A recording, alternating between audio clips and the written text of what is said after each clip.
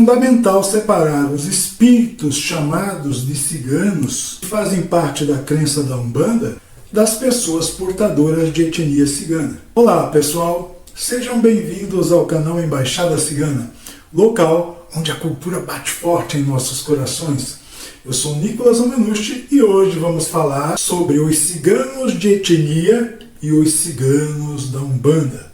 Os médiuns umbandistas, quando incorporam espíritos ciganos, costumam usar lenços coloridos na cabeça, punhais ou facas na cintura, e as mulheres médiuns incorporadas dos espíritos ciganos usam saias rodadas, lenços e colares no pescoço. E ambos geralmente bebem destilados como vinho ou conhaque e fumam cigarros durante as sessões, se comunicando sempre em portunhol, e em sua maioria se apresentam com nomes de origem espanhola, tais como Ramírez, Pablo, Carmen, Carmencita, Esmeralda, enfim. E na maioria dos terreiros de Umbanda é costume dizer que Santa Sara é a padroeira do povo cigano. Mas é muito importante sublinhar que a vestimenta e o comportamento que os médiuns adotam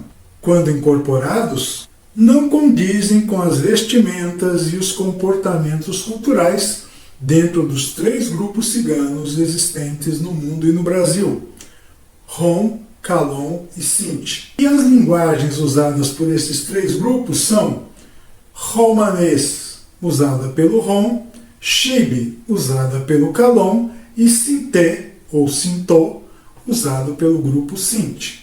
E Sara não é a padroeira universal do povo cigano como costumam afirmar. E isso é fácil de entender, basta ter em vista que existem ciganos convertidos a religiões protestantes, no caso os evangélicos, os cristãos ortodoxos, islâmicos, ou seja, esses ciganos nunca ouviram falar de Sara ou da Santa Sara.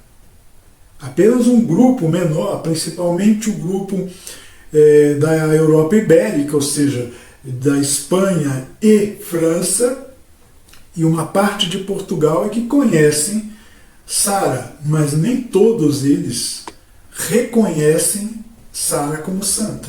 Então ela não pode ser a padroeira universal dos ciganos. E infelizmente, a bem da verdade, sequer ela é santa, pois as festividades de Sara foi uma incorporação que a Igreja Católica realizou, uma apropriação indébita que a Igreja Católica realizou e que lucra muito durante essas festividades.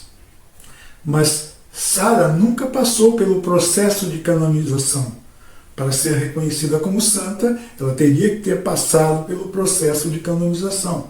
E isso não existiu. A imagem de Sara fica debaixo do altar principal da igreja de Saint-Marie-de-la-Mer, na França, numa cripta escura, ou seja, ela sequer tem um local apropriado para os seus devotos. E também existe um aspecto muito importante a ser esclarecido.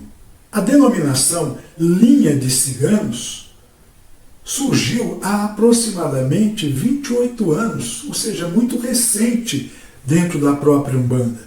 E para tanto, tenhamos à vista que nos anos 70 e 80 quase nenhum terreiro apresentava essa manifestação, ou seja, a linha dos ciganos, ou a incorporação dos ciganos. E isso mudou coincidentemente, em larga escala, logo ao término da novela Explode Coração, em 1996. Podemos dizer que antes dessa novela, apenas existia a crença dentro da Umbanda da linha do Oriente, na qual, eventualmente, algum espírito poderia ou se autodenominava cigano. Mas era a linha do Oriente. E desse modo não tinha gira de ciganos, como hoje em dia observamos em muitos terreiros que se autodenominam inclusive tendas ou tissaras. Está gostando? Então taca o dedão lá no like, nos ajude.